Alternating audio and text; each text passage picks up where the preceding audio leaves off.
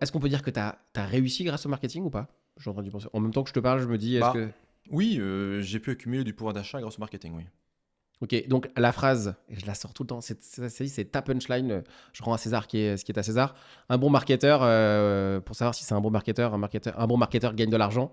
Est-ce que c'est vrai, toujours, cette phrase? En tout cas, moi, je l'utilise très souvent. Est-ce que c'est vrai ou et on peut la nuancer? Tendanciellement, c'est vrai. Quand l'IA est arrivée avec ChatGPT, pendant un temps, j'ai un peu remis en question ça. Mais en fait, je pense que pas encore. Un mec qui est bon en marketing, il n'est pas pauvre, quoi. Un bon marketeur n'est pas pauvre. En fait, quelqu'un qui est bon en marketing est forcément riche. En tout cas, c'est générer de la richesse. A priori, oui.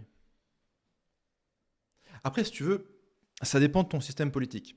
Tu es un bon marketeur en Union soviétique. Ta richesse, elle n'est pas monétaire. Ta richesse, c'est tu maximises ta carrière, tu es utile au parti. Donc, ta richesse, ça sera des privilèges, l'accès à des services. Donc, en fait, ta richesse ne sera pas forcément monétaire donc, dans le système. Parce qu'en fait, tu prends un système communiste, en fait, c'est assez enfin, ça reste un système concurrentiel, quoi. Et donc, en fait, oui, tu es un bon marketeur dans un système capitaliste, a priori, tu arrives à accumuler des shekels, ouais. Tu es un bon marketeur dans un système communiste, tu accumules du pouvoir et du prestige et des avantages. Bon, il n'y a plus beaucoup de systèmes communistes, mais on est bien parti pour y revenir. T'as quel rapport hop, je fais une sortie de piste. T'as quel rapport avec la France aujourd'hui? Parce qu'aujourd'hui, Ok.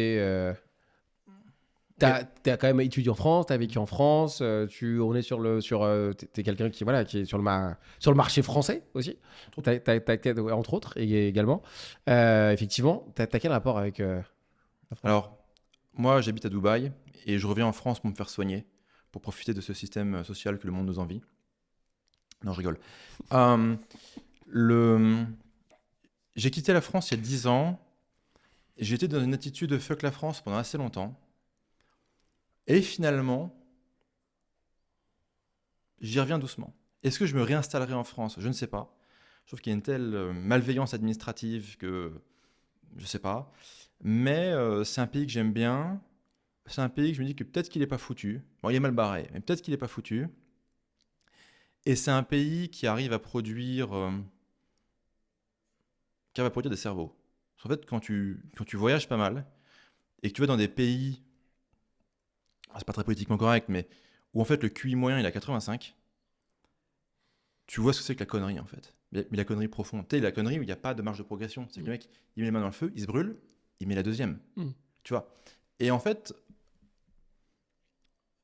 j'ai vraiment passé du temps dans les pays débiles, tu vois. Je vais pas les nommer parce que j'ai aucun pouvoir voyager là-bas sans me faire arrêter, tu vois.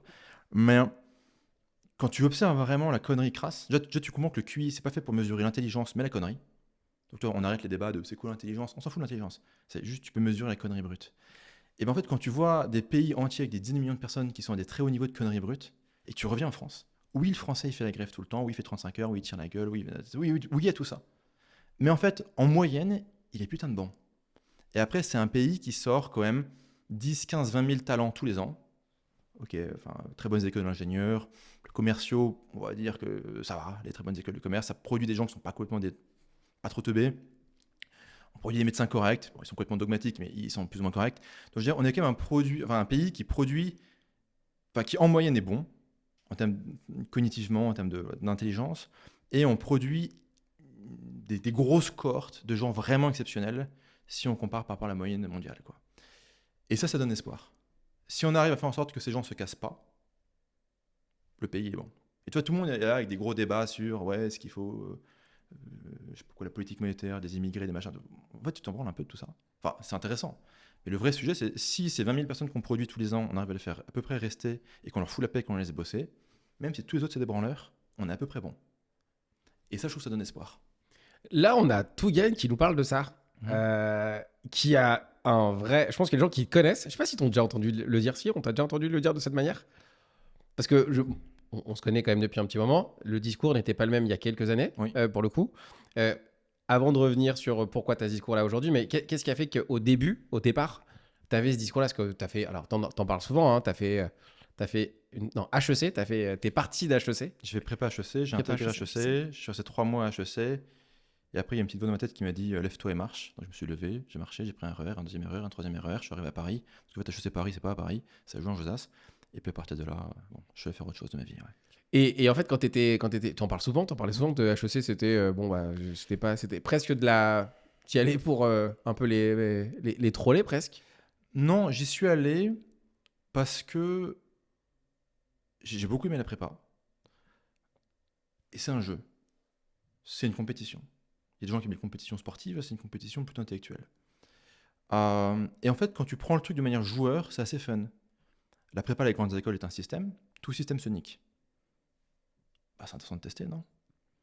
et, euh, et donc, c'était très intéressant de ce point de vue-là. Après, une fois que je suis rentré à HEC, je dirais que c'était pas le bon product market fit pour moi. Ok. Pourquoi? En fait, à ce jour, je ne saurais toujours pas répondre. En fait, quand j'ai vu la cohorte de gens là-bas, quand j'ai vu un peu le... Tu sais, j'ai un peu... Tu vois, chez Pascal, il y a les vérités du cœur. C'est une espèce d'intuition qui ne s'explique pas. Donc j'étais là, juste, il y a une petite voix qui m'a vraiment dit, mais casse-toi, dégage. Enfin, vas-y, lève-toi et marche, quoi. Après, j'ai perçu ce système comme quelque chose de dangereux pour moi, pour ma survie économique. Je me suis dit, mais en fait, on va au casse-pipe, là. Tu sais, t'arrives là-bas, peut-être que ça a changé depuis, on te fait une grande cérémonie d'accueil, et on te dit texto, frère, t'as plus besoin de bosser. Mais vraiment, on te dit, t'es l'élite de la France. Sans toi, le pays arrête de tourner. C'est bon, t'as bien travaillé, t'as plus besoin de bosser, t'as plus besoin d'évoluer. Et on te le dit vraiment. Tu penses que c'est une blague? Non, quand même pas pour de vrai. Si, on nous l'a vraiment dit. Et toi, tu te dis, merde. Tu vois, enfin, genre, on va se prendre Ouais. un platane là. Et après, tu regardes un peu le pays, et tu vois qu'on se prend un platane. Tu dis, ah ouais. Et, euh, et je me suis dit, ouais, en fait, mon instinct de survie, il a tiré la sonnette d'alarme, il a dit, ok, il faut faire quelque chose, on évacue.